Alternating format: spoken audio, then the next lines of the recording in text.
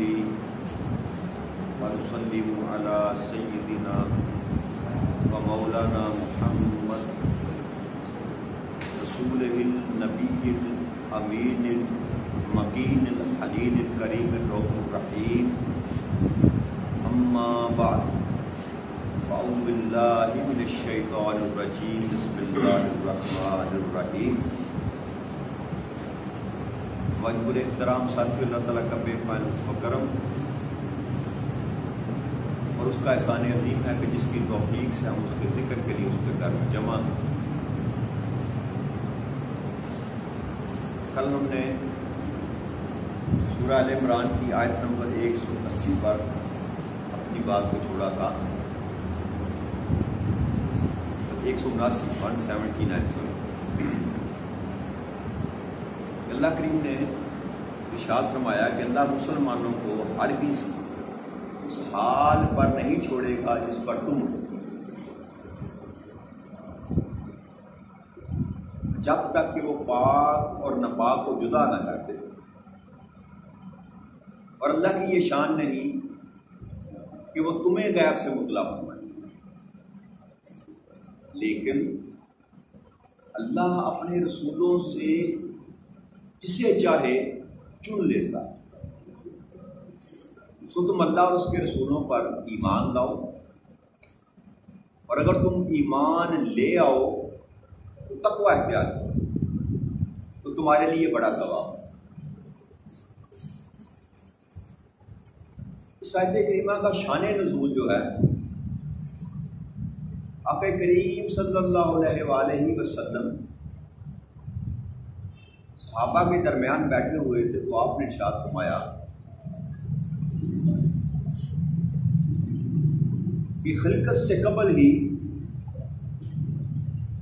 जबकि मेरी उम्मत मट्टी की शक्ल में थी, उसी वक़्त मेरे सामने उनको सूरतों में पेश किया गया जैसे कि आदम अलैहिस्सलाम के सामने पेश किया गया।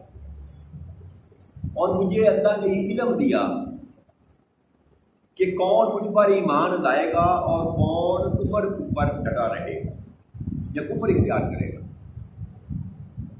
तो जब आपने ये गुफ्तगू की तो वो जो मुनाफिकीन का टोला था ना मदीना में रहने वाले, उन्होंने इस पर मजाक उड़ाना शुरू कर दिया अपनी महफिलों में इस पर।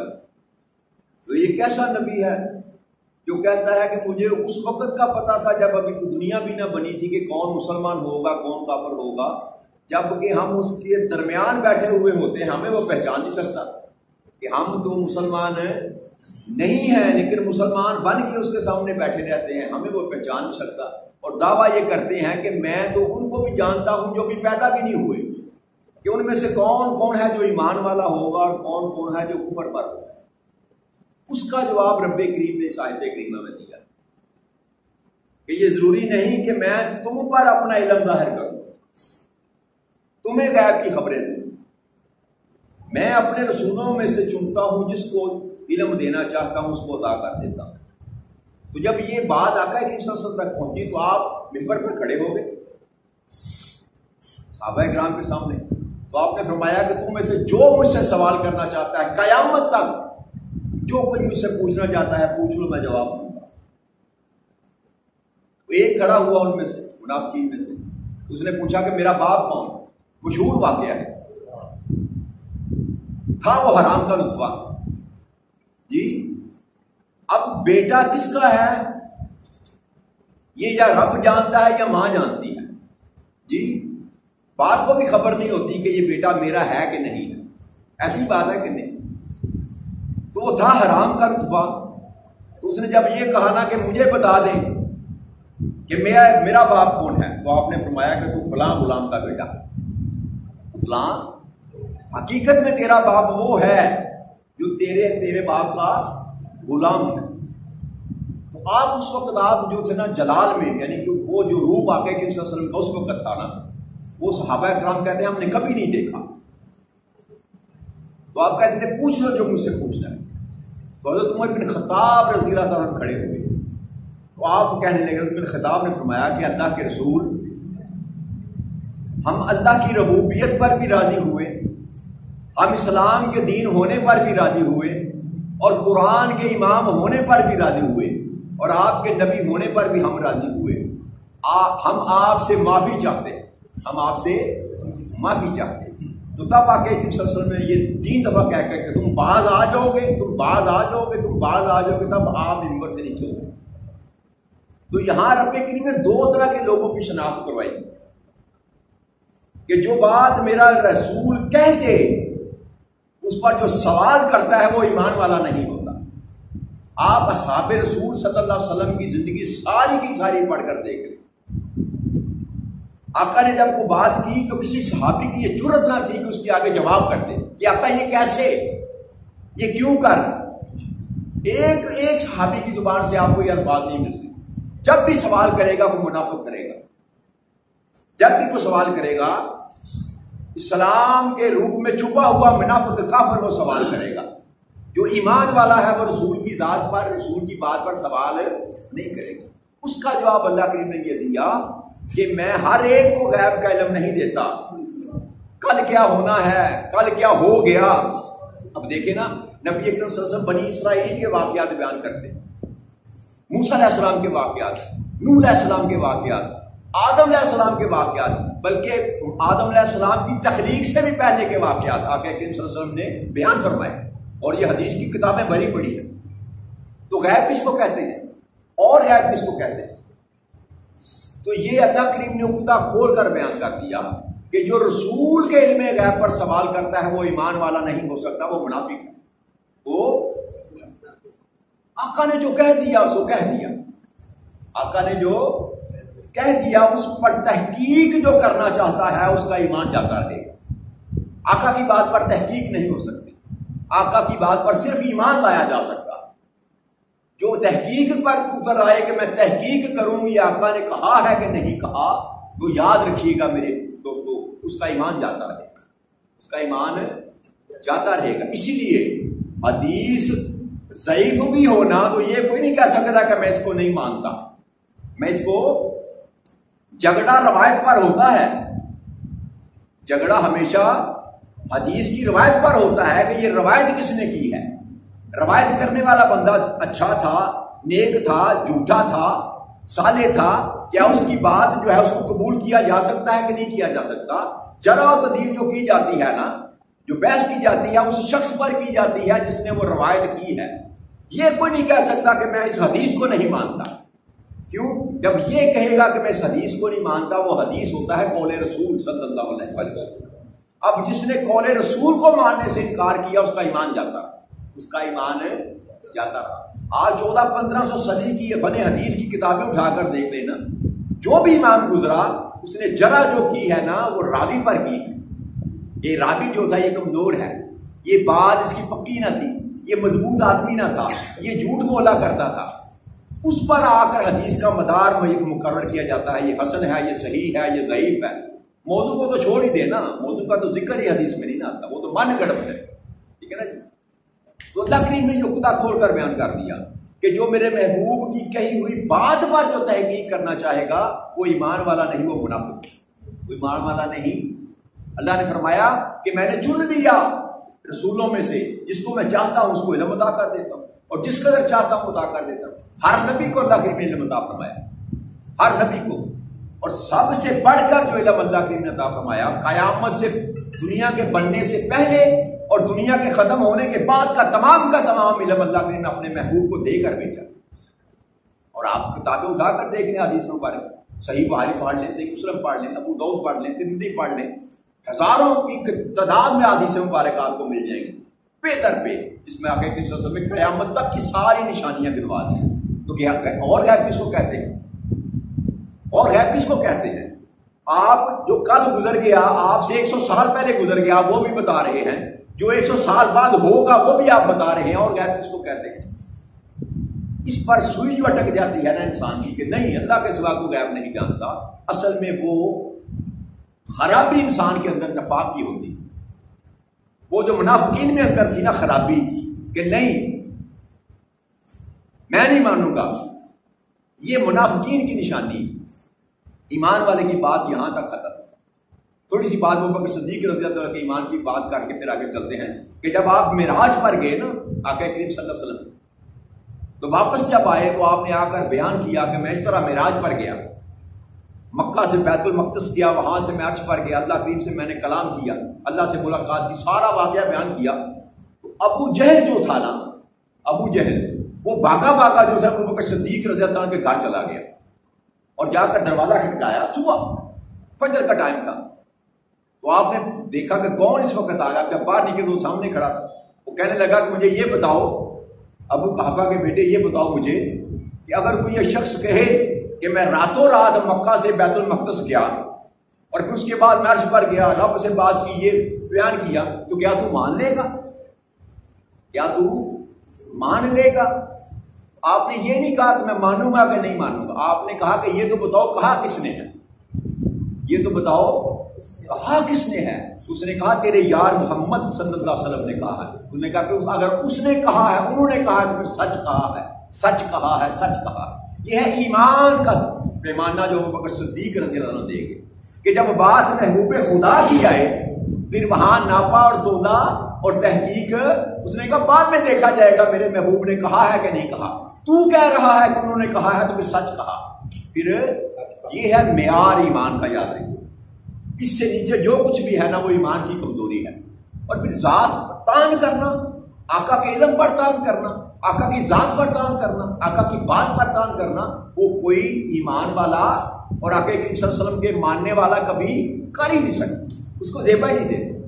امتی بھی مانے اپنے آپ کو کہ میں آقا کا امتی ہوں، پھر سوال کرے، جیسے ہم جگڑتے ہیں نور و بشر، آقا نور تھے کہ بشر تھے، اس سے بڑی بھی لعنت کوئی نہیں ہے کہ جس نبی کے ہم ماننے والے ہیں 15 صدیاں گزر گئی، ہمیں یہ نہیں پتا کہ وہ نور تھے کہ بشر تھے۔ یہ کوئی جھگڑنے والی بات ہے؟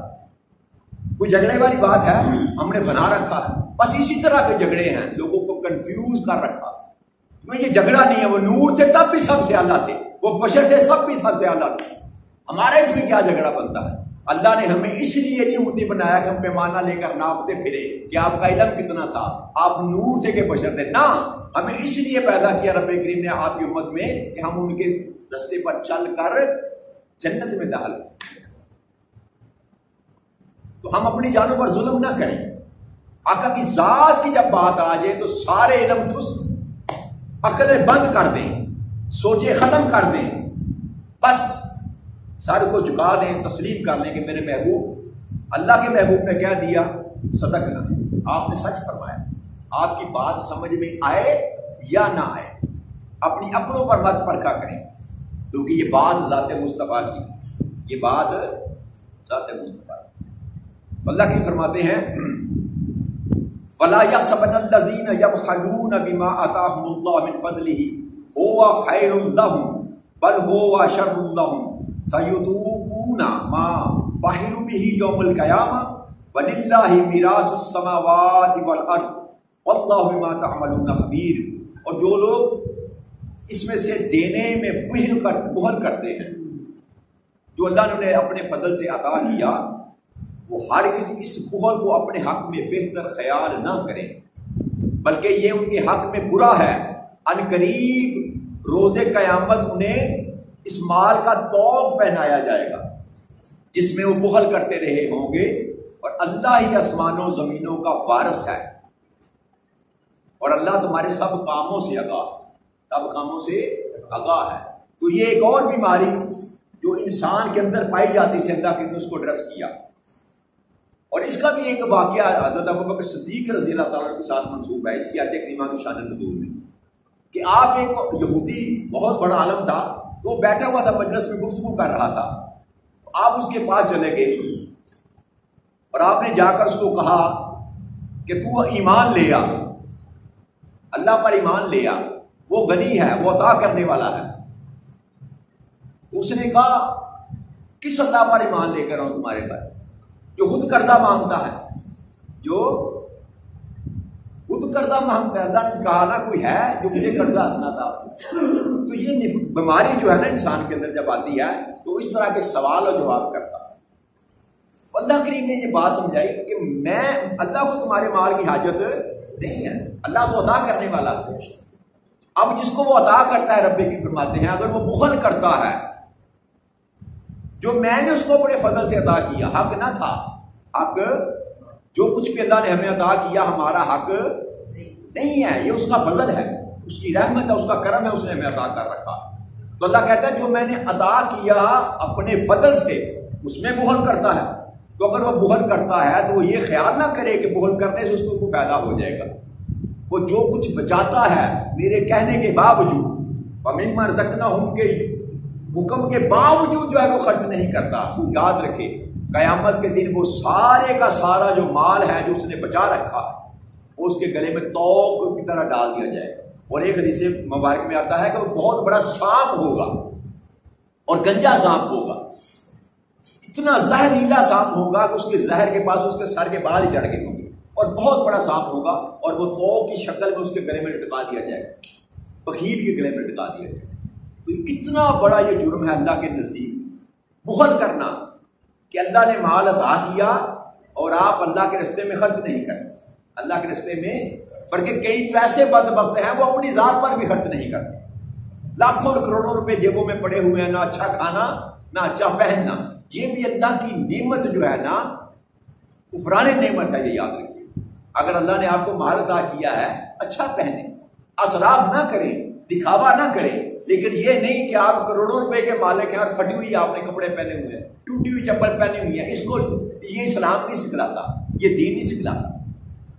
اللہ نے آپ کو نعمت دی تو اس کا اظہار ہونا چاہیے، اس کا اظہار ہونا چاہیے، لیکن اسراف سے بچ کر، یہ نہ ہو دکھلاوے کے لیے نہیں کہ میرے پاس مال ہے، سونے کی چینیں پہن لیں، سونے کی گھڑیاں پہن لیں، گلے میں لاکٹ پہن لیں، ٹھیک ہے نا، ایک کروڑ میں کیا کہتے ہیں 40 50 ہزار کی گھڑی باندھ لیں، یہ نہیں، اچھا پہنیں اچھا کھائیں، اور سب سے بڑھ کر آقا کریم صلی اللہ علیہ وسلم نے فرمایا کہ اپنی اولاد پر خرچ کیا کرو۔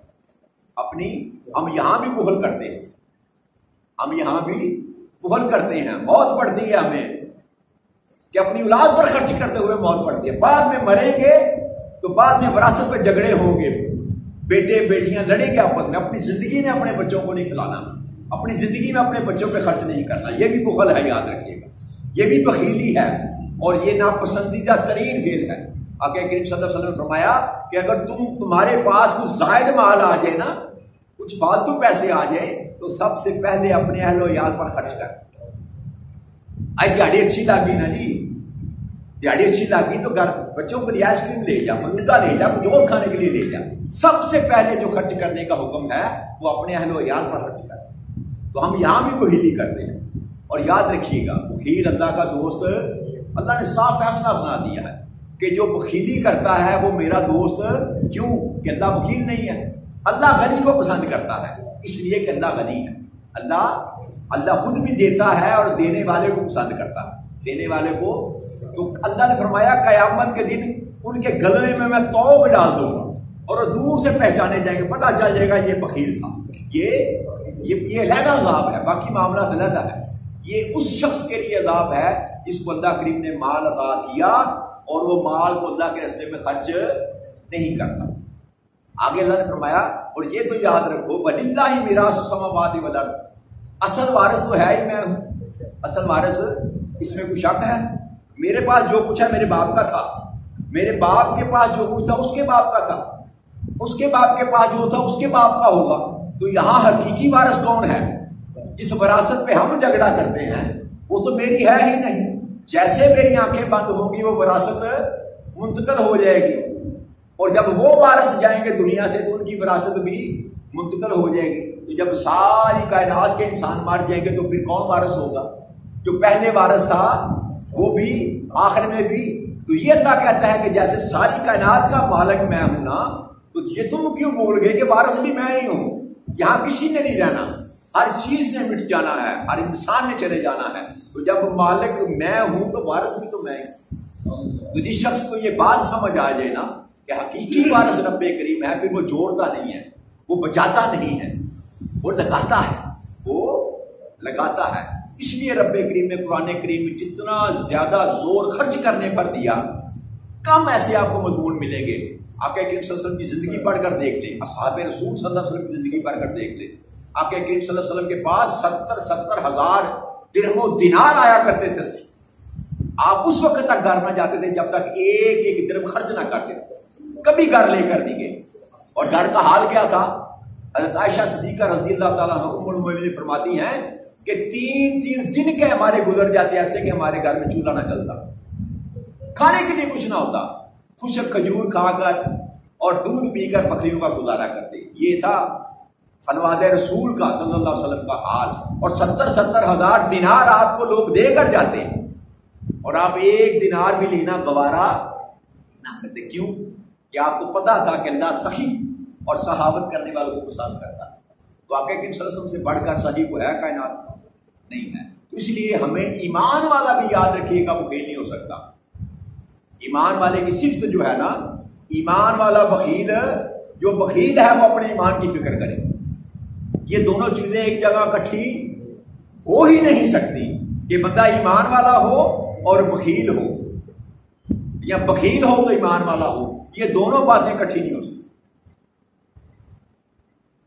اللہ نے فرمایا کہ ایمان والے بن جاؤ، تقویٰ اختیار کرو، اور پھر سب سے بڑھ کر اللہ نے بات یہ فرمائی کہ اللہ تمہارے سارے کاموں سے آگاہ، جو بھی تم کچھ کرتے ہو نا، جو کام بھی تم کرتے ہو، جمع کرتے ہو یا لگاتے ہو، کیوں لگاتے ہو، کس کے لیے لگاتے ہو، اللہ کے تمہارے ہر ایک کام کی نگہبانی کر رہا، اور اللہ ہر لمحے ہر انسان کے ہر عمل کا مشاہدہ کر رہا، وہ جانتا ہے۔ اس لیے اللہ نے فرمایا خبردار میں تمہارے سب کاموں سے آگاہ ہوں۔ لقد سمع اللہ قول الذین قالوا ان اللہ فقیر ونحن اغنیاء سنکتب ما قالوا وقتلهم الانبیاء بغیر حق ونقول ذوقوا عذاب الحریق۔ بے شک اللہ نے ان لوگوں کی بات سن لی جو کہتے ہیں کہ اللہ محتاج ہے اور ہم غنی ہیں۔ اب ہم ان کی ساری باتیں ان کے انبیاء کو ناحق کرنا بھی لکھ رکھیں گے، اور روز قیامت فرمائیں گے کہ اب جلا ڈالنے والے عذاب کا مزہ چڑھا۔ وہ طبقہ جو مالدار تھا وہ کہتے تھے ہم کیوں خرچ کریں، ہم کیوں خرچ کریں، اگر تمہارا تم کہتے ہو اللہ غنی ہے تو پھر ہم سے کیوں مانگتا ہے، ہم سے کیوں مانگتا ہے؟ تو پھر آپ کا اللہ محتاج ہوا نا، غنی تو ہم ہوئے جو دیتے ہیں، جو اللہ کو، یعنی کہ یہ طبقہ جو کہتا ہے کہ اللہ کے راستے میں خرچ کرنا، اللہ کہتا ہے مجھے قرضہ حسنا دو، اس کا مطلب یہ تو نہیں کہ اللہ جو ہے وہ محتاج ہے، ہم غنی ہیں۔ یہ بھی طبقہ تھا کہ نبی صلی اللہ علیہ وسلم کے دور میں، اللہ ان کو ڈریس کر رہا ہے کہ یہ جو باتیں کرتے ہیں نا کہ اللہ جو ہے محتاج ہے، ہم غنی ہیں، ہم اللہ کے راستے میں خرچ کرتے ہیں۔ اللہ نے فرمایا ہم ساری، یہ جو قوم بنی اسرائیل کی اس کی بات کی جائے، یہود، اللہ نے فرمایا کہ اب میں ان کی ساری باتیں جو یہ میرے نبیوں کو ناحق قتل کیا کرتے وہ بھی میں نے لکھ رکھی ہے، میں نے لکھ رکھی ہے، اور روز قیامت جب آئیں گے تو تب ان سے میں کہوں گا کہ اب جلا دینے والے عذاب کا جو ہے مزہ چکھو، جلا دینے والے عذاب کا مزہ چکھو۔ تو یہ خاص جو اللہ کریم نے عذاب دیا ان کے لیے جو اس وقت کہا کرتے تھے کہ ہم کیوں دیں اللہ کو، ہم سے مانگتا ہے اللہ، اس کا مطلب ہے کہ آپ کا اللہ جو ہے وہ محتاج ہے۔ ایسے بدبخت بھی ہیں نا جو کہتے ہیں میں اپنی محنت سے کماتا ہوں، اتنی محنت سے میں نے مشقت کر کے کمایا، میں اللہ کے راستے میں کیوں؟ اگر اللہ چاہتا، میں نے اپنے کانوں سے سنے یہ الفاظ، اگر اللہ چاہتا تو اس کو بھی امیر کر دیتا، میں کیوں دوں اس کو؟ تو اس سے بڑھ کر بھی کفر کوئی نہیں، یہ اللہ کی اپنی تقسیم ہے۔ کسی کو اس نے مال دیا لیکن یہ نہیں کہا کہ سارے کا سارا تیرا ہے، دے کر یہ کہا کہ اس میں سے غریبوں کا بھی حصہ ہے، مسکینوں کا بھی حصہ ہے، مسافروں کا بھی حصہ ہے، سارے حصے رب کریم نے گنوائے قرآن کریم میں کہ مال تجھ کو عطا کیا، اس کو یہاں خرچ کر، یہاں خرچ کر، یہاں خرچ کر۔ اب جو سانپ بن کر اس مال پر بیٹھ گیا اور اللہ کے راستے میں خرچ نہیں کرتا، یاد رکھے کہ وہ سانپ بن کر بیٹھا ہے، قیامت کے دن اللہ کریم سانپ کو اس کے گلے میں توق بنا کر ڈالتا ہے۔ اللہ کریم اس دعا کے ساتھ بات ختم کرتے ہیں کہ اللہ کریم اگر ہمیں مال عطا فرما اپنے فضل و کرم سے، خرچ کرنے کی توفیق کے ساتھ، خرچ کرنے کی توفیق کے ساتھ۔ اما علینا الا البلاغ المبین۔ السلام علیکم ورحمۃ اللہ وبرکاتہ۔